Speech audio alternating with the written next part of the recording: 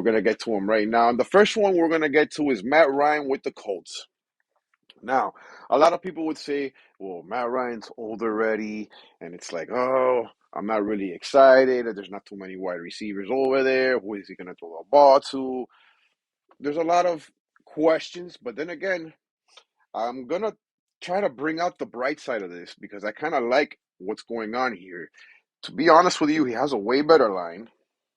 He has Jonathan Taylor in the backfield, which is going to take the pressure off. I'm inclined to see what he's going to do.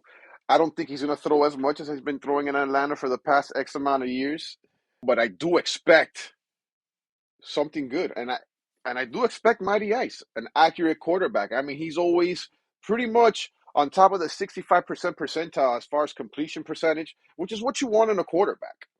I mean, what else do you want? You know what I'm saying? That's something that's for to me, that's stability, no matter how old he is. Now, my other thing is, what did he do the last time he actually had a running game in the backfield with Devontae Freeman and Tevin Coleman when he went to the Super Bowl? Let's take a look at those stats.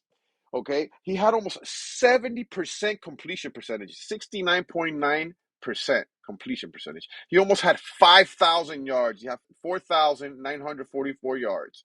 He had 38 touchdowns, 7 interceptions, and 117.1 QB rating. Folks, I don't know about you. That was about 7 years ago, maybe 8. But still, I'm not expecting that type of turnout. But that's a pretty good stat to look at.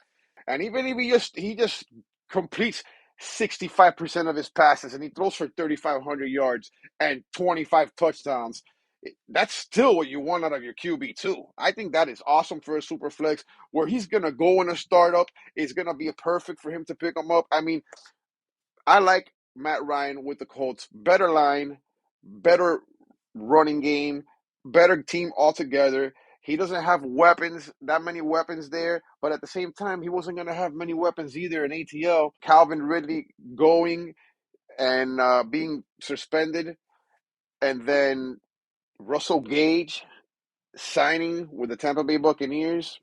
And let's move on for something else that I like this about this whole situation with Matt Ryan. I actually like Michael Pittman this year. Let's talk about Michael Pittman. I think he's a solid wide receiver. Okay. He's his first year, he had about 13 games. He had 61 targets. He had 40 receptions.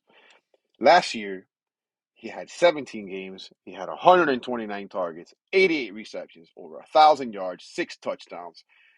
And he had 5 rushing attempts for 44 yards that he's used everywhere. And he's durable. That's what I want to do, folks. I want to have you guys start looking at these players that are going to put up numbers, that are going to play through the season, maybe miss 1 or 2 games. But this is the pinnacle. A guy that's going to play all 17 games and he's going to put up numbers. And I think with Matty Ice, he's going to put up good numbers. I am expecting for him to get the same target share that he's getting. I'm expecting for him to break the 100 reception mark. I think Matt Ryan's an upgrade from Carson Wentz, especially with the line. I've already told you the stats that he had when he had a running game with an actual line when he went to the Super Bowl and lost against the Patriots, but that's a whole other story. But that year, if he just does a percentage of what he did that year, he's going to be a viable QB too. I like him with the Colts. I like him with Pittman. I'm going to tell you, I think Mo Alley Cox is a sleeper tight end to look forward to stash, maybe for the back end of the year. I think he's definitely going to double his numbers from last year. So Matt Ryan to the Colts is a big thing for me. And I have him on a couple of squads as my QB2. And I'm kind of liking having him as my QB2 as opposed to last year. I wasn't really feeling him as my QB2. I was dreading it, but Atlanta was a mess. Now he has a whole new scene here in Indianapolis, breath of fresh air, and I'm expecting Matt Ryan to do great. I really am. I think he's going to have better numbers than last year for sure. And to me, it's all who he gels with. He's going to throw it to who's open. And I think that's why Mo Alley Cox is a sleeper tight end. Maybe he starts producing from the beginning of the year, but I like him more as a stash for the middle towards the end of the year and just in case you have any tight ends in your squad, You can never have too much tight end depth, especially for the end of the season to get into the playoffs. You need that. Things happen.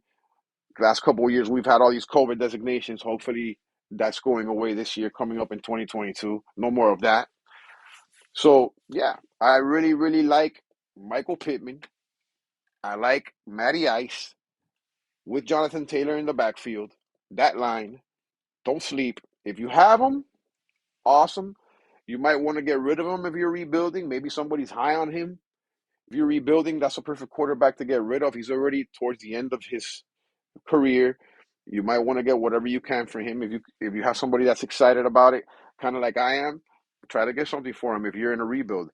If you're not in a rebuild and you're contending and he's your QB2, I kind of be feeling saucy about that right now.